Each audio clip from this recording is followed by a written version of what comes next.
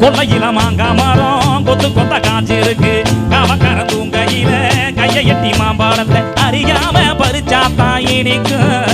அடி அணி புள்ள கடிச்சாத்தான் ருசிக்கும் அறியாம பறிச்சாத்தான் இனிக்கும் அடி அணி புள்ள